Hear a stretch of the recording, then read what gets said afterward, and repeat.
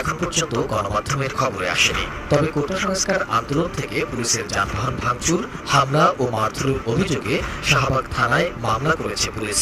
এতে আসামি হিসাবে অজ্ঞাত পরিচয়ে অনেক শিক্ষার্থীকে উল্লেখ করা হয়েছে। শুক্রবার রাতে রাজারবাগ পুলিশ লাইনসের পরিবহন বিভাগের গাড়ি চালক খলিলুর রহমান বাদী হয়ে রাজধানীর শাহবাগ থানায় এই মামলা করেন। হঠাৎ করে পুলিশের এই মামলায় অবাক শিক্ষার্থীরাও।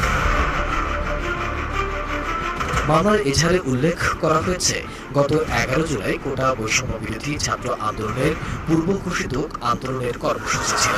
শিক্ষার্থীরা 4টার সময় স্লোগান দিতে দিতে শাহবাগ মোড়ের দিকে অগ্রসর হতে থাকেন। এক পর্যায়ে আন্দোলনকারীরা শাহবাগ মোড় অতিক্রম করে বেআইনি জনতায় আবদ্ধ হয়ে দাঙ্গা সৃষ্টি করে সরকারি দায়িত্ব পালনে বাধা সৃষ্টি করেছেন। এদিকে শিক্ষার্থীদের কোটা বিরোধী আন্দোলনে রাজনীতি ঢুকে